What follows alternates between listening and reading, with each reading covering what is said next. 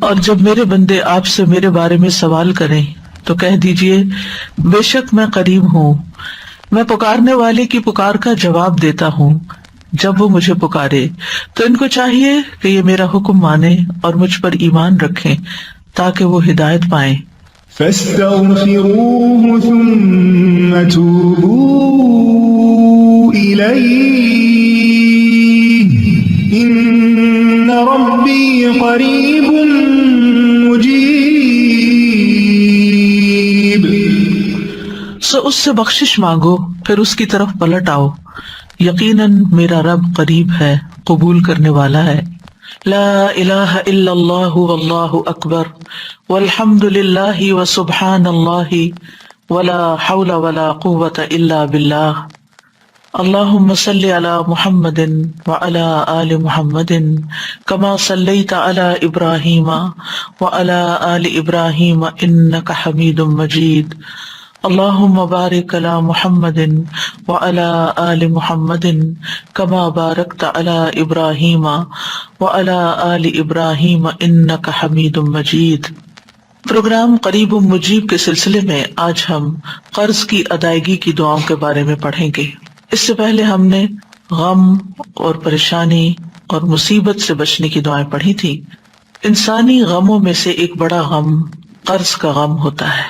قرض ایک مصیبت ہے جس سے چھٹکارا پانا انسانی صحت کے لیے بہت ضروری ہے، اس کے دین اور ایمان کی حفاظت کے لیے بڑا ضروری ہے، اس کی آخرت کی نجات کے لیے بڑا ضروری ہے۔ اس لیے انسان کو حد الوسع کوشش کرنی چاہیے کہ وہ کوشش کے علاوہ یعنی قرض کی ادائیگی کی کوشش کے ساتھ ساتھ اللہ تعالیٰ سے دعا بھی کرتا رہے۔ عمومی طور پر اگر دیکھا جائے تو مال اللہ کی نعمت ہے۔ مال کو اللہ تعالیٰ نے زندگی کے قیام کا ذریعہ بنایا ہے، اس پر انسانوں کی معیشت اور انسانوں کی مصلحتوں کا دار و مدار ہے۔ سورۃ الملک میں اللہ تعالیٰ فرماتے ہیں هو الذی جعل لکم الارض ذلولا فامشوا فی مناکبها وکلوا من رزقہ والیہ النشور۔ اللہ وہی ہے جس نے تمہارے لیے زمین کو تابع کر دیا، بس اس کے اطراف میں چلو اور اس کے رزق میں سے کھاؤ اور اسی کی طرف دوبارہ جی اٹھنا ہے۔ مال کا درست استعمال قابل تعریف ہے اور ناجائز استعمال قابل مذمت ہے۔ مال کمانا، مال میں محنت کرنا پسندیدہ ہے، لیکن مال کا غلام بن جانا ناپسندیدہ ہے۔ نبی صلی اللہ علیہ وسلم نے فرمایا، یہ دنیا کا مال ہرا بھرا اور شیریں ہے۔ مسلمان کا وہ مال کتنا عمدہ ہے جو حلال ذرائع سے کمایا گیا ہو، پھر اس نے اسے اللہ کے راستے میں یتیموں اور مسکینوں اور مسافروں کے لیے وقف کر دیا، یعنی خود کمایا اور پھر دوسروں پر جو ضرورت مند تھے ان پر خرچ بھی کیا۔ لیکن جس شخص نے ناجائز ذرائع سے مال جمع کیا تو اس کی مثال اس کھانے والے کی طرح ہے جو کھاتا ہے مگر اس کا پیٹ نہیں بھرتا۔ ایسا مال قیامت کے دن اس کے خلاف گواہی دے گا۔ یعنی مال انسان اگر صحیح طریقے سے کمائے اور صحیح جگہ پر خرچ کرے تو بہت بڑے فائدوں کا حامل ہے، اور اگر غلط طریقے سے حاصل کرتا ہے اور غلط جگہ پر خرچ کرتا ہے تو بہت بڑے وبال کا ذریعہ بھی ہے۔ جہاں تک قرض کا تعلق ہے تو اللہ تعالیٰ نے قرض کے لین دین کو مباح قرار دیا ہے، یعنی جائز ہے، کیونکہ انسان کبھی مال کا محتاج ہوتا ہے، اسے اپنے لیے یا اپنے اہل و عیال کے لیے یا کاروبار کے لیے قرض کی ضرورت پیش آ جاتی ہے۔ تو اس لیے ہمارے دین نے اس چیز کو جائز قرار دیا کہ انسان ایک دوسرے سے قرض کا لین دین کر سکے، اور خصوصاً قرض لینے کی اجازت دے دی، لیکن اس کے ساتھ ساتھ اس کے شرائط اور اس کے آداب بھی متعین کیے کہ قرض دینے والے اور قرض لینے والے کو دینی اور دنیاوی خطرات سے محفوظ رکھا جا سکے۔ قرآن مجید میں قرض کے احکام کے بارے میں تفصیلی ہدایات سورۃ البقرہ کی آیت نمبر 282 میں آتی ہیں، جو ایک طویل آیت ہے۔ اس میں اللہ تعالیٰ نے تمام احکامات واضح کر دیے ہیں کہ اس سلسلے میں کیا کرنا چاہیے اور کیا نہیں کرنا چاہیے۔ یا ایھا الذین آمنوا اذا تداینتم بدین الی اجل مسمى فاکتبوہ، اے لوگو جو ایمان لائے ہو، جب تم ایک مقرر وقت تک کے لیے آپس میں قرض کا لین دین کرو تو اسے لکھ لیا کرو۔ تو یہ پہلی ہدایت ہے، اور اس کے بعد اور بھی دیگر ہدایات ہیں جو قرض کے لین دین کرنے والے قرآن مجید کی اس آیت سے پڑھ کر سمجھ سکتے ہیں۔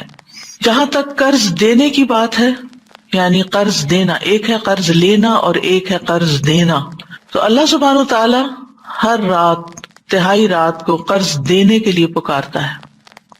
ابو ہریرہ کہتے ہیں کہ رسول اللہ صلی اللہ علیہ وسلم نے فرمایا کہ اللہ آدھی رات یا رات کے آخری تہائی حصے میں آسمان دنیا پر نزول فرماتا ہے اور فرماتا ہے کون ہے جو مجھ سے دعا کرے تو میں اس کی دعا قبول کروں، یا وہ مجھ سے سوال کرے تو میں اس کو عطا کروں۔ پھر فرماتا ہے کون ایسے رب کو قرض دے گا جو نہ تو فقیر ہے اور نہ کسی کا حق مارنے والا ہے۔ گویا اللہ سبحانہ تعالیٰ کے راستے میں خرچ کرنے کو اللہ تعالیٰ اپنے ذمہ بطور قرض لیتے ہیں، یعنی کون ہے جو اللہ کے راستے میں دے گا۔ تو یاد رکھیے، بندوں کو قرض دینا صدقے کی قسم ہے۔ رسول اللہ صلی اللہ علیہ وسلم نے فرمایا کل قرض صدقہ، ہر قرض صدقہ ہے۔ ابن مسعود سے روایت ہے کہ نبی صلی اللہ علیہ وسلم نے فرمایا جو مسلمان بھی دوسرے مسلمان کو دوبارہ قرض دے تو اسے ایک مرتبہ اتنا مال صدقہ کرنے کا ثواب ملے گا، یعنی ڈھیر مال صدقہ کرنے کا ثواب ملے گا۔ یعنی جس نے 2 بار قرض دیا، ایک بار آیا بندہ اس کو دے دیا، پھر دوسری بار آ گیا پھر دیا، تو اس کو اتنا مال، یعنی ایک مرتبہ جو دیا گویا اس نے وہ صدقے میں دے دیا۔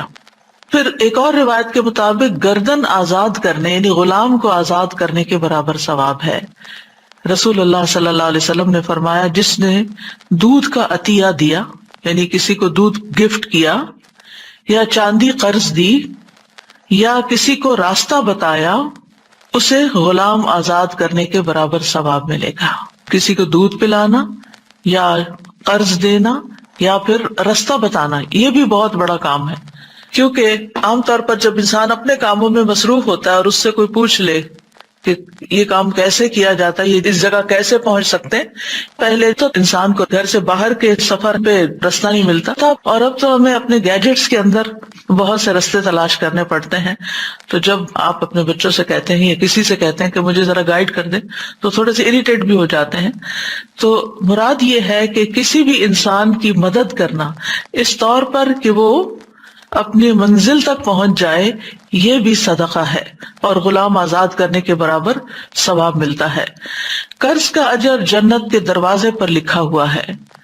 ابو امامہ سے روایت ہے کہ رسول اللہ صلی اللہ علیہ وسلم نے فرمایا ایک آدمی جنت میں داخل ہوا، وہ کیا دیکھتا ہے کہ اس کے دروازے پر لکھا ہوا ہے کہ صدقہ کا ثواب 10 گنا اور قرض کا ثواب 18 گنا ہے، اور یہ ڈیپینڈ کرتا ہے کہ کس نیت اور کتنے اخلاص کے ساتھ دیا، پھر اس کے مطابق زیادہ کم بھی ہو جاتا ہے۔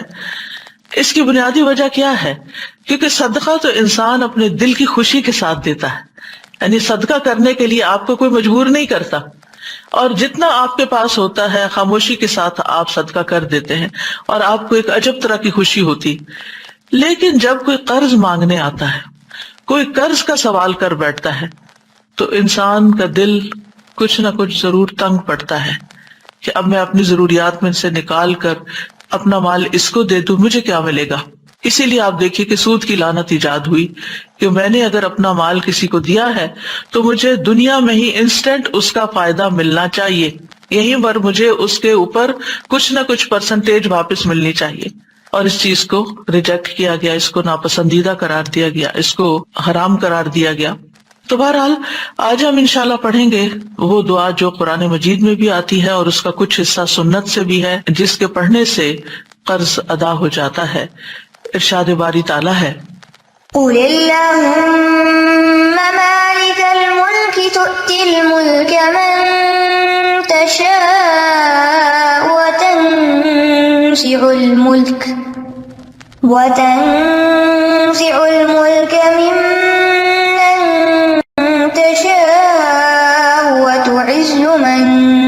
تشاء وتعز من تشاء وتذل من تشاء بيدك الخير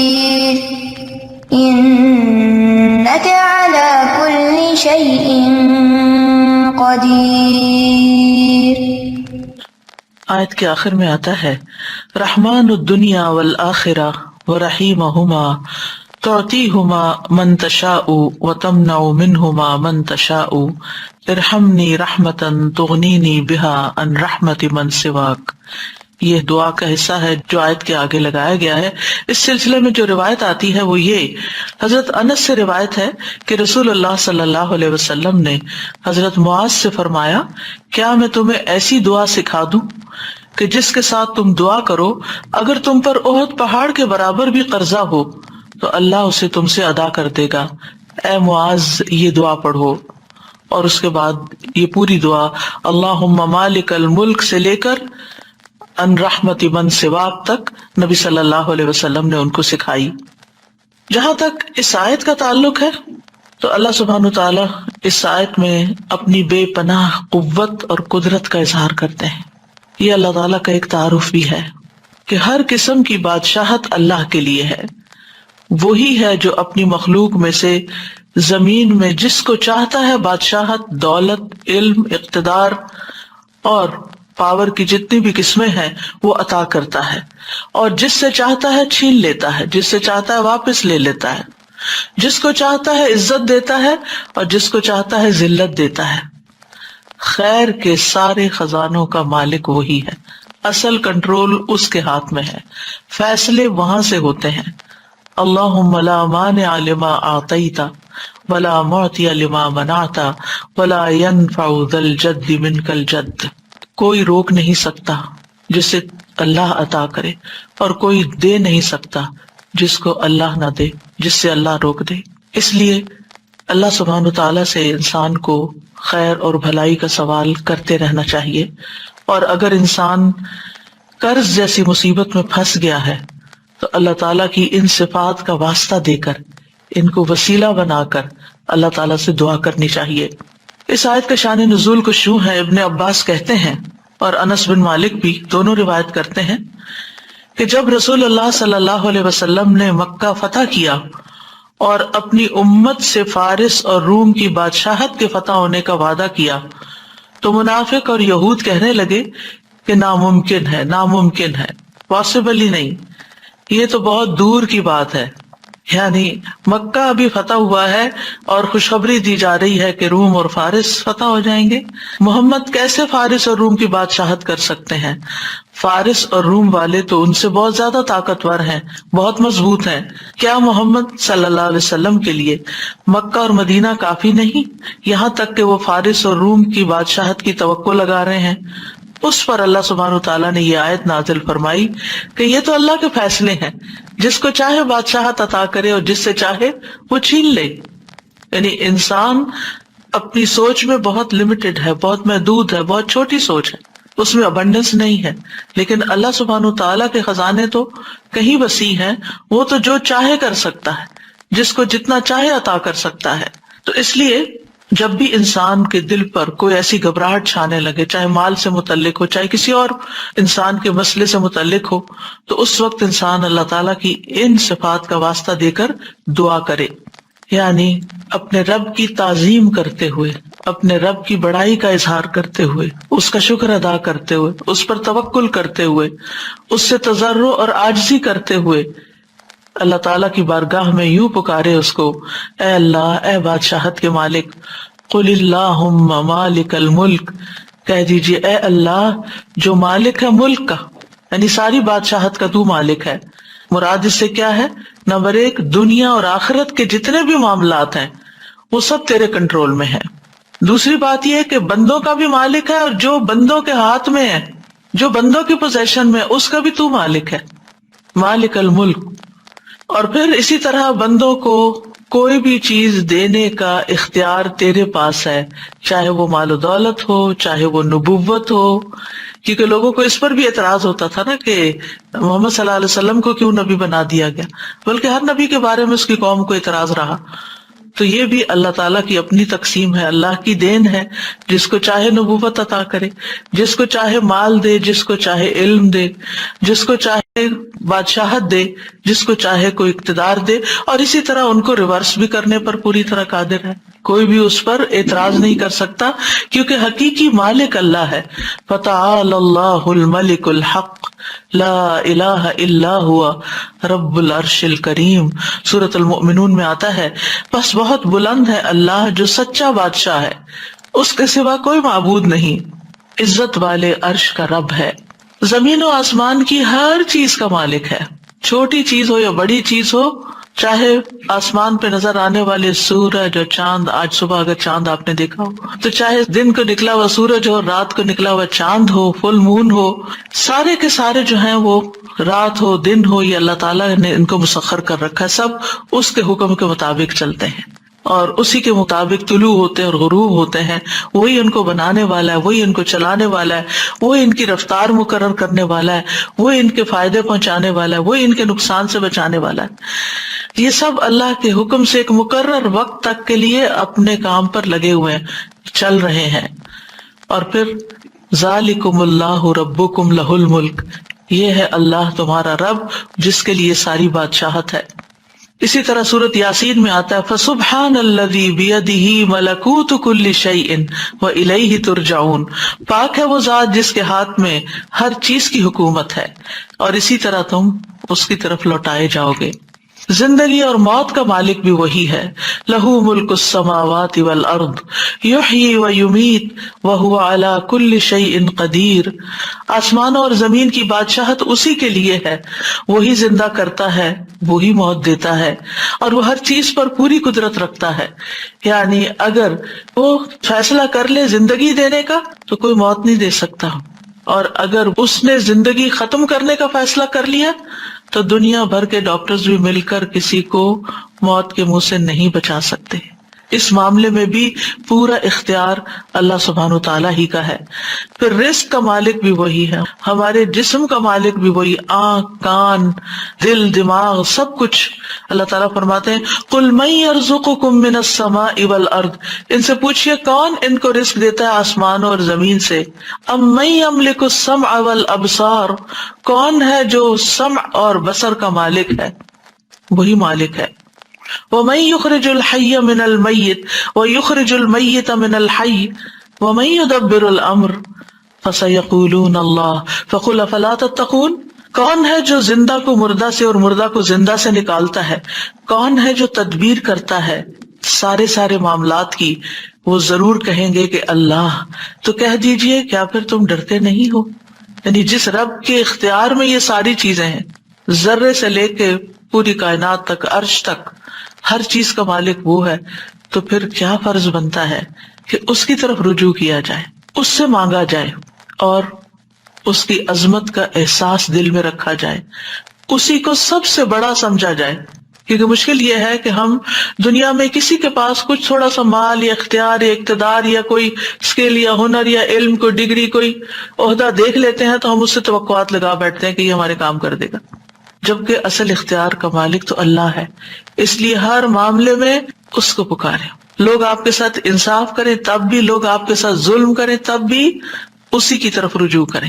اور نبی صلی اللہ علیہ وسلم نے فرمایا لا مالک الا اللہ عز وجل، اللہ عز وجل کے سوا کوئی مالک نہیں ہے. پھر یہ کہ اس کی ملکیت میں کوئی شریک بھی نہیں ہے، یعنی نہ صرف یہ کہ مالک ہے بلکہ کلی مالک ہے، کوئی اس کا شریک نہیں. الذی لہ ملک السماوات والارض ولم یتخذ ولدا ولم یکن لہ شریک فی الملک. وہ ذات کے اسی کے لیے ہے آسمانوں اور زمین کی بادشاہت، اور اس نے نہ کوئی اولاد بنائی ہے اور نہ کبھی بادشاہت میں کوئی اس کا شریک رہا ہے. اللہ کے سوا کوئی بھی ایسا نہیں کہ جو کسی چیز کا حقیقی مالک ہو. یہ وقتی طور پر جو چیزیں ہماری ملکیت میں دے دی گئی ہیں، جن چیزوں کی کنجیاں ہمارے ہاتھ میں دے دی گئی ہیں، یہ صرف ٹیمپرریلی ہے. جب آپ اس دنیا میں نہیں ہوں گے تو اس میں سے کوئی کسی بھی چیز پر آپ کا اختیار نہیں ہوگا. جب تک آپ زندہ ہوتے ہیں، آپ مثلاً خود کمانے والے ہوتے ہیں، اپنی اولاد پہ خرچ کر رہے ہوتے ہیں، آپ اپنی اولاد کو پاکٹ منی بھی دیتے ہیں تو آپ ان کو ساتھ انسٹرکشنز دیتے ہیں کہ یہ اس طرح اور اس طرح خرچ کرنا اور ان کاموں میں نہیں لگانا. لیکن انسان کی وفات کے بعد جب اس کا مال تقسیم ہوتا ہے تو اس کی انسٹرکشن کہاں ہوتی ہے؟ کچھ بھی نہیں کہہ سکتا. پھر اولاد چاہے تو صدقہ کر دے، اولاد چاہے تو کسی غلط کام میں لگا دے، کچھ بھی کرے، پھر آپ کا تو کوئی اختیار نہیں. ہمارا اختیار ہمارے جسم پر یعنی آنکھوں کانوں پر، یا ہماری اولاد پر کسی حد تک، یا ہمارے مال پر کسی حد تک، یہ صرف اور صرف چند دن کی بات ہے جو دنیا کا کچھ حصہ ہے، اور یہ بھی اصل میں اللہ نے دے رکھا ہے.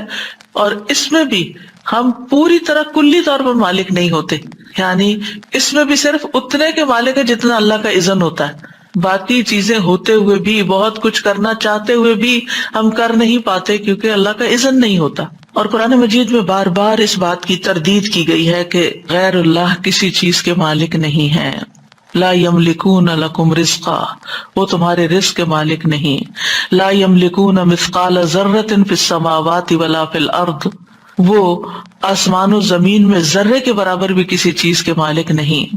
اب یہ ہے کہ اللہ سبحانہ وتعالیٰ کے مالک ہونے کا تقاضا کیا ہے کہ ہم اس کو مالک سمجھیں، اس کی طرف رجوع کریں، اس سے دعا کریں، اپنی محتاجی اور فقر کا اظہار اس کے سامنے کریں. نبی صلی اللہ علیہ وسلم نے فرمایا جب رات کا ایک تہائی حصہ گزر جاتا ہے تو اللہ تعالیٰ آسمانی دنیا پہ نزول فرماتے ہیں اور اعلان کرتے ہیں میں ہوں بادشاہ، میں ہوں بادشاہ، کون ہے جو مجھ سے دعا کرے کہ اسے قبول کر لوں، کون ہے جو مجھ سے سوال کرے کہ میں اس کو عطا کر دوں، کون ہے جو مجھ سے بخشش طلب کرے تو میں اسے بخش دوں. اور یہ اعلان مسلسل طلوع فجر تک ہوتا رہتا ہے، یعنی جب تک فجر کی اذان نہیں ہو جاتی یہ اعلان ہوتا رہتا ہے. اب یہ ہم پر ہے کہ ہم کتنا مانگتے ہیں. اور آج کل کتنا اچھا موقع ہے، ہر کوئی سحری کے لیے اٹھتا ہے، تو اس وقت یہ دعائیں تو کم از کم کر لیں. کوئی حاجت ہے تو مانگ لیں. کون ہے جو مجھ سے سوال کرے تو میں اسے عطا کر دوں، کیا چاہیے مانگو عطا کروں. کون ہے جو مجھ سے بخشش مانگے تو میں اسے بخش دوں، کیونکہ رات کا آخری حصہ وبالاسحار هم یستغفرون گناہوں کی بخشش مانگنے کے لیے ہوتا ہے. یعنی یہ دو خاص چیزیں. اور پھر عمومی دعا، کون ہے جو مجھ سے دعا کرے تو میں اسے قبول کر لوں، یعنی کوئی بھی دعا جو آپ کریں. پھر فرمایا تؤتی الملک من تشاء وتنزع الملک ممن تشاء، تو جس سے چاہتا ہے بادشاہ دیتا ہے اور جس سے چاہتا ہے چھین لیتا ہے. اس میں بادشاہت کی تمام اقسام موجود ہیں، یعنی عقل کی بادشاہت، صحت کی بادشاہت، اخلاق حسنہ کی بادشاہت، حکم کو جاری کرنے اور قدرت کی بادشاہت، محنت کی بادشاہت، سرمایوں کی ملکیت کی بادشاہت، ہر طرح کی بادشاہت، ہر طرح کا ملک، یعنی ہر طرح کی کنٹرول جس کو کہتے ہیں نا، یہ سب شامل ہے. اللہ سبحانہ وتعالیٰ ہمیں عطا کرتا ہے، تؤتی الملک دیتا ہے، ہمیں کلی مالک نہیں بناتا، دیا ہے اس نے، رکھو امانت ہے. اسی لیے آپ دیکھیں کہ جو مومن بندے ہوتے ہیں جب ان کے ہاتھ سے کوئی چیز چلی جاتی ہے، کوئی مال چلا جاتا ہے یا اولاد میں سے کوئی چلا جاتا ہے، تو وہ کیا کہتے ہیں کہ یا اللہ یہ تیری امانت تھی، تو نے واپس لے لی، ہم تیرے فیصلے پر راضی ہیں. اور اس طرح اللہ تعالیٰ ان کے دل کو قرار دے دیتا ہے کہ میرے بندے نے خوشی خوشی امانت واپس کر دی. یہ ہماری جان بھی کیا ہے، یہ ہمارا بدن کیا ہے، ہمارے پاس امانت ہے، اور ایک دن ہمیں یہ واپس لوٹا دینی ہے جو اس کا اصل مالک ہے. یعنی ہم بے اختیار ہیں، ہم صاحب اختیار نہیں ہیں، اصل مالک اللہ رب العزت ہے، مطلق اختیار اسی کے پاس ہے. تو چونکہ اللہ مالک بناتا ہے، بندے کے پاس جو کچھ ہوتا ہے اللہ نے دیا ہوتا ہے، اس لیے بندے کو چاہیے کہ اس پر اللہ ہی کی مرضی کے مطابق تصرف کرے. وہ کس طرح چاہتا ہے کہ ہم اپنی آنکھیں استعمال کریں، وہ کیا چاہتا ہے کہ ہم اپنی زبان کیسے استعمال کریں، وہ کیا چاہتا ہے کہ ہم اپنے کان کہاں استعمال کریں، وہ کیا چاہتا ہے کہ ہم اپنے پاؤں کہاں استعمال کریں، وہ کیا چاہتا ہے کہ ہم اپنا مال کہاں استعمال کریں. جتنی بھی چیزیں اللہ نے ہمارے اختیار میں دی ہیں، ان سب کے بارے میں ہمیں ضرور دیکھنا چاہیے کہ کیا وہ اللہ کی مرضی کے مطابق استعمال ہو رہی ہیں یا اللہ کی ناراضگی کے ساتھ استعمال ہو رہی ہیں. کیونکہ اللہ سبحانہ تعالیٰ جب چاہے ان کو واپس بھی لے سکتا ہے.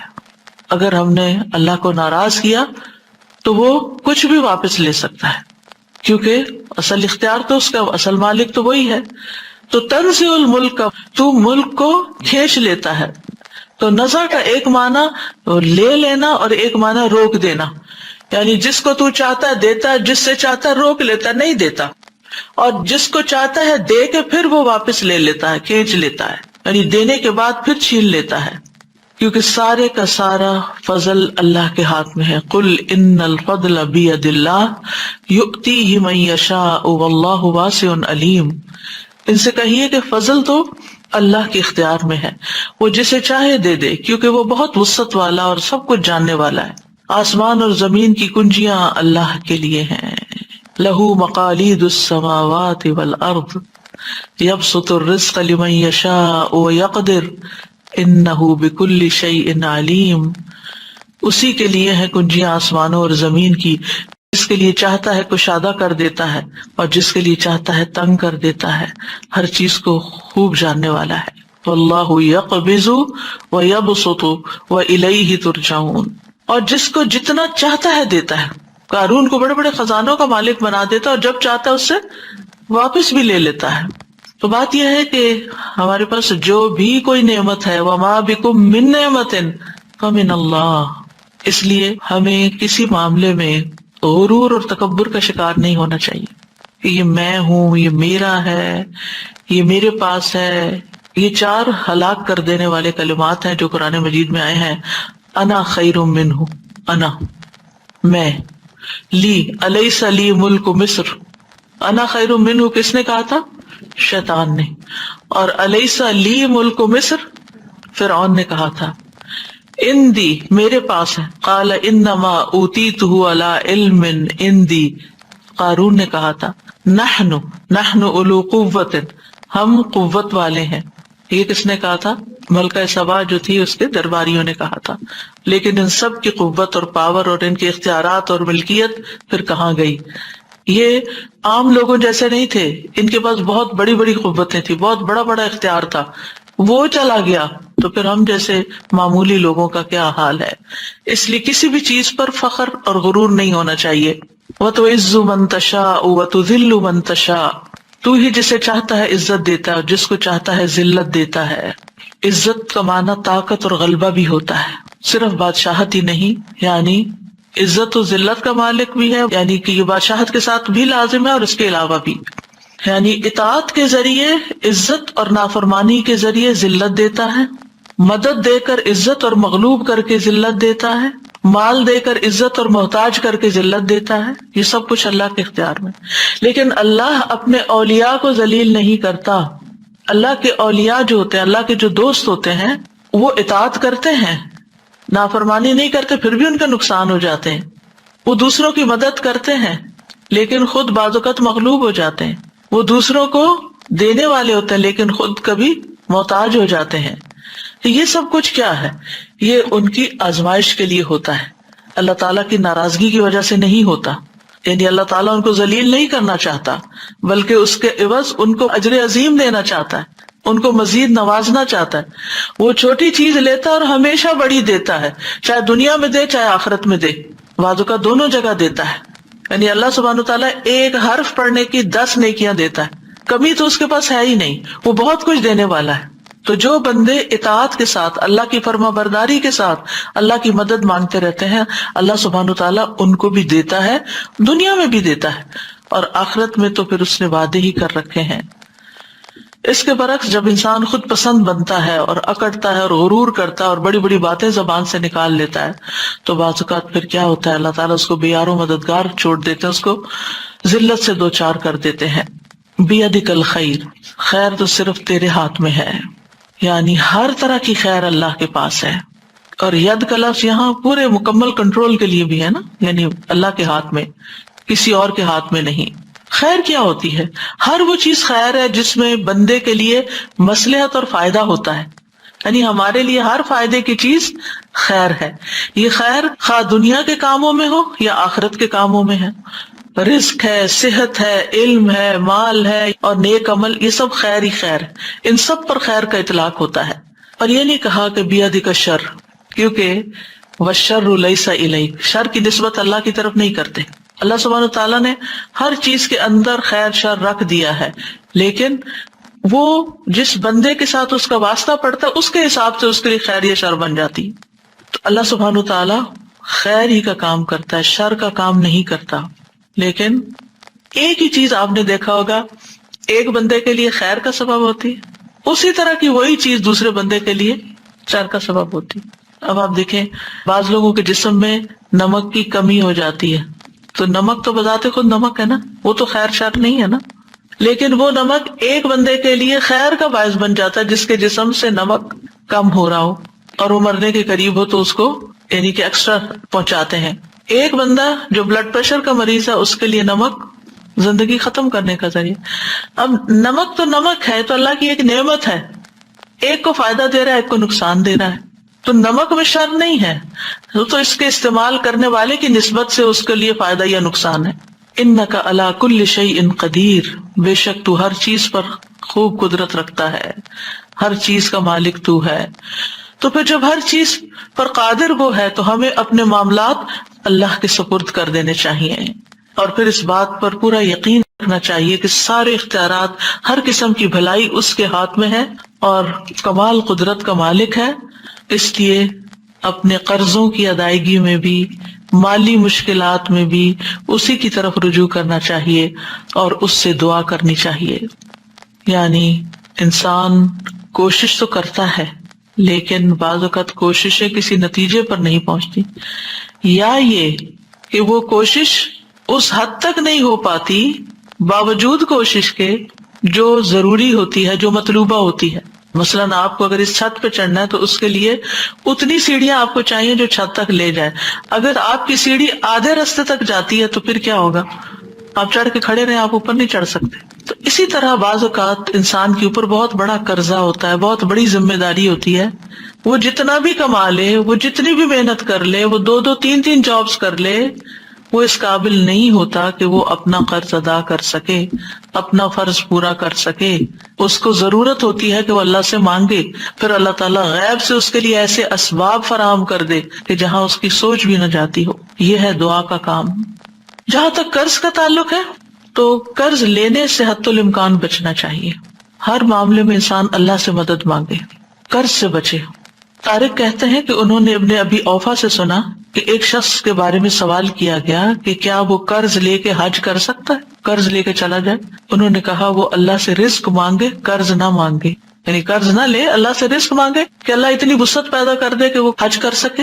آج سے آپ یوں کہ 100 سال پہلے یا 50-60 سال پہلے لوگ صرف وہ خریدتے تھے جو ان کے پاس ہوتا تھا، اور شدید ضرورت جب پیش آتی تھی، کوئی اچانک بیماری آ گئی یا کوئی اور مصیبت آ گئی تو وہ قرض لے لیا کرتے تھے۔ صرف اس وقت قرض لیا جاتا تھا جب شدید ضرورت ہوتی تھی، لیکن اس وقت ہر بندے کو قرض لینے پر ابھارا جاتا ہے۔ کریڈٹ کارڈ کی شکل میں آپ دیکھیں کہ ہر شخص کسی نہ کسی طرح قرض کے تلے ہوتا ہے۔ آپ کے ہاتھ میں کچھ بھی نہیں ہے اور آپ چیز خریدے جا رہے ہیں تو گویا آپ قرض پر ہی ایک طرح سے خرید رہے ہیں، اور پھر اگر آپ اس لمیٹڈ عرصے میں مقرر تاریخ تک وہ قرض ادا نہیں کرتے تو پھر آپ کے اوپر کیا آ جاتا ہے؟ سود آ جاتا ہے۔ اور اس طرح آپ دیکھیں کہ بعض لوگ صرف خواہشات پوری کرنے کی، ان کی ضرورت نہیں ہوتی چیزیں، چونکہ آسان ہے اس چیز کا حاصل کرنا۔ یعنی اس وقت دنیا میں بہت سارے لوگ ایسے ہیں کہ جو وہ کچھ اپنے پاس رکھتے ہیں جن کے وہ حقیقی مالک نہیں ہیں، وہ ان کی پوزیشن میں نہیں ہے چیزیں، وہ سب قرض پر لی ہوئی ہیں، اور قرض اتنا زیادہ کہ سب کچھ بیک وقت دینے کی بھی ہمت استطاعت نہیں ہے۔ تو آپ دیکھیے کہ بلا وجہ ایسی چیزیں خریدنا اور اپنے آپ کو قرض تلے رکھنا یہ ناپسندیدہ ہے۔ ابن ابی اوفا سے سوال کیا کہ ایک شخص حج کے لیے قرض لے سکتا ہے یا نہیں، تو انہوں نے کہا کہ نہیں۔ یعنی حج کس پر فرض ہے؟ جس کے پاس وسعت ہے، اس پر تو فرض ہی نہیں جس کے پاس وسعت نہیں۔ وہ قرض لے کر کیوں حج کرنا چاہتا ہے؟ قرض لینا دراصل اپنے آپ کو امن سے نکال کر خوف میں مبتلا کرنا ہے۔ چاہے آپ کے بینک میں پیسے ہوں اور آپ سمجھتے ہو کہ آپ کا ڈیٹ جلدی ادا ہو جائے گا، لیکن پھر بھی جو آپ کے ہاتھ میں ہے وہاں سے خریداری کریں بنسبت اس ذریعے کے کہ جو آپ کے ہاتھ میں نہیں، اور آپ قرض لے کے خریداری کریں اور پھر آپ کا قرض چکایا جائے۔ عقبہ بن عامر کہتے ہیں کہ رسول اللہ صلی اللہ علیہ وسلم نے فرمایا، اپنے آپ کو پرامن ہونے کے بعد خطرے میں مبتلا نہ کیا کرو۔ لوگوں نے پوچھا یا رسول اللہ صلی اللہ علیہ وسلم وہ کیسے؟ فرمایا قرض لے کر۔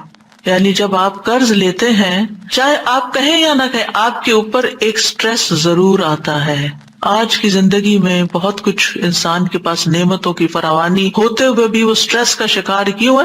اپنے لائف سٹائل کی وجہ سے۔ کہ وہ قرض کے لین دین کو آسان سمجھتا ہے. جو شخص قرض سے پاک ہو اس کے لیے جنت کی ضمانت ہے. یعنی ایسی زندگی گزارو کہ جس میں قرض نہ ہو. نبی صلی اللہ علیہ وسلم نے فرمایا جس شخص کی روح جسم سے اس حال میں جدا ہو کہ وہ 3 چیزوں سے بری ہو، یعنی 3 چیزیں اس کے اندر نہیں، وہ جنت میں داخل ہوگا. نمبر 1 تکبر نہیں اس کے دل، اپنے آپ کو کوئی چیز نہیں سمجھتا.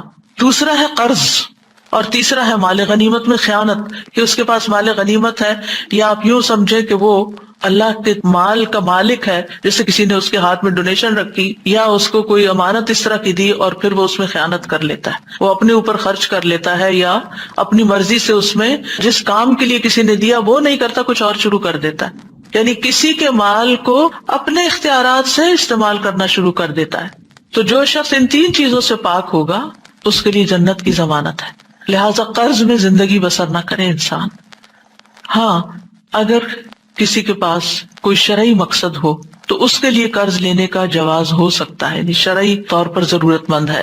رسول اللہ صلی اللہ علیہ وسلم نے فرمایا اللہ قرض لینے والے کے ساتھ ہے یہاں تک کہ وہ اپنا قرضہ ادا کر دے، بشرطے کہ قرضہ ایسے مقصد کے لیے نہ ہو جو اللہ کو ناپسند ہے. راوی کہتے ہیں کہ عبداللہ بن جعفر اپنے خزانچی سے فرماتے تھے کہ جاؤ اور میرے لیے قرضہ لاؤ، اس لیے کہ مجھے ناپسند ہے کہ میں ایک رات بھی ایسی گزاروں مگر یہ کہ اللہ میرے ساتھ ہو.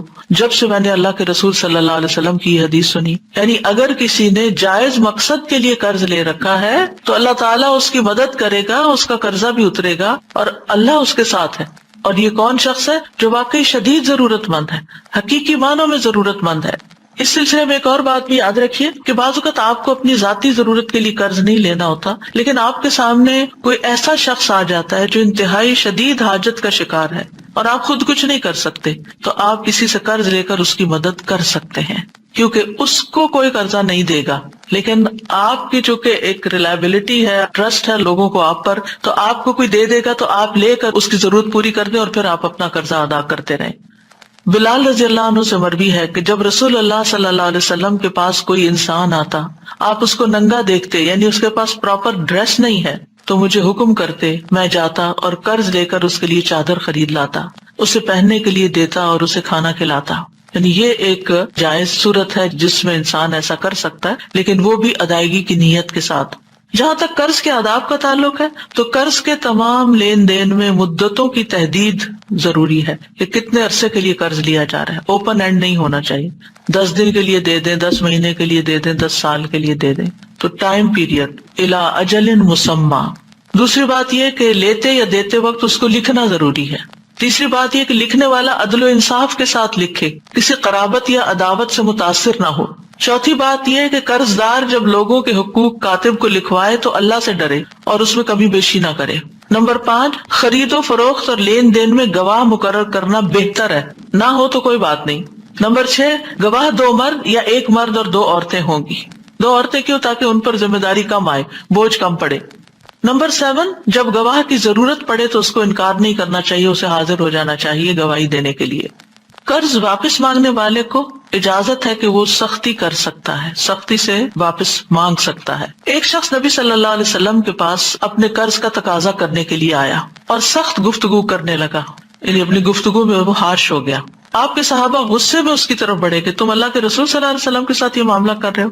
لیکن رسول اللہ صلی اللہ علیہ وسلم نے فرمایا کہ اسے چھوڑ دو، کیونکہ جس کا کسی پر حق ہو تو وہ بات کہنے کا بھی حق رکھتا ہے. پھر آپ نے فرمایا اس کے قرض والے جانور کی عمر کا 1 جانور اسے دے دو. صحابہ نے عرض کیا یا رسول اللہ صلی اللہ علیہ وسلم، اس سے زیادہ عمر کا جانور تو ہے لیکن اس عمر کا نہیں ہے جتنا اس کو دینا بنتا ہے. آپ نے فرمایا اسے وہی دے دو، کیونکہ سب سے اچھا آدمی وہ ہے جو دوسروں کا حق پوری طرح ادا کرتا ہو. لیکن اگر کسی کے پاس مال ہے اور وہ قرض دینے میں ٹال مٹول کر رہا ہے، جان بوجھ کے نہیں دے رہا کہ میں تھوڑا اور انجوائے کر لوں کسی اور کے مال سے، تو یہ انتہائی غلط ہے. رسول اللہ صلی اللہ علیہ وسلم نے فرمایا قرض ادا کرنے میں مالدار کی طرف سے ٹال مٹول کرنا ظلم ہے، اور اگر تم میں سے کسی کا قرض کسی مالدار کے حوالے کیا جائے تو اسے قبول کرے. یعنی قرض خواہ کو کہا جائے کسی دوسرے نے میرا قرض دینا ہے، اس سے لے لو، تو وہ مان جائے اچھا ٹھیک ہے میں اس سے لے لیتا ہوں. قرض ادا کرنے کی قدرت ہونے کے باوجود اگر کوئی ٹال مٹول کرے تو سزا بھی دی جا سکتی ہے. رسول اللہ صلی اللہ علیہ وسلم نے فرمایا مالدار آدمی کا ٹال مٹول کرنا اس کی عزت کو حلال کر دیتا ہے. یعنی لوگ پھر اس پہ باتیں بنانے لگتے ہیں، اس کی سزا کو جائز کر دیتا ہے۔ ابن مبارک کہتے ہیں عزت حلال کرنے کا مطلب ہے کہ اس سے سخت کلامی کی جائے، اور سزا کا مطلب ہے کہ اس کو قید کر دیا جائے، یعنی اس پر کوئی عدالت کی طرف سے پھر پنشمنٹ دی جائے۔ قرض کو ہمیشہ اچھے طریقے سے ادا کرنا چاہیے۔ جابر بن عبداللہ کہتے ہیں میں نبی صلی اللہ علیہ وسلم کی خدمت میں حاضر ہوا، آپ اس وقت مسجد میں تشریف فرما تھے، آپ نے فرمایا پہلے 2 رکعت نماز پڑھ لو، اور میرا نبی صلی اللہ علیہ وسلم پر کچھ قرض تھا جسے آپ نے ادا کیا اور زیادہ دیا، یعنی جب آپ لوٹاتے تھے تو زیادہ دیتے تھے، کمی نہیں کرنی چاہیے۔ جس کا قرض دینا ہو اس کو ہدیہ نہیں دینا چاہیے، یعنی آپ اس کو گفٹ نہیں دے سکتے۔ مثلاً آپ نے کسی سے قرضہ لیا، قرضہ لوٹانے کی بجائے آپ اس کو گفٹ دے رہے ہیں، یہ درست نہیں، یہ سود ہوگا۔ سعید بن ابی بردہ اپنے والد سے روایت کرتے ہیں کہ میں مدینہ آیا تو میں نے عبداللہ بن سلام رضی اللہ عنہ سے ملاقات کی، انہوں نے کہا آؤ میں تمہیں ستو اور کھجور کھلاؤں گا، اور تم ایک مکان میں داخل ہو گئے جس میں رسول اللہ صلی اللہ علیہ وسلم بھی تشریف لے گئے تھے۔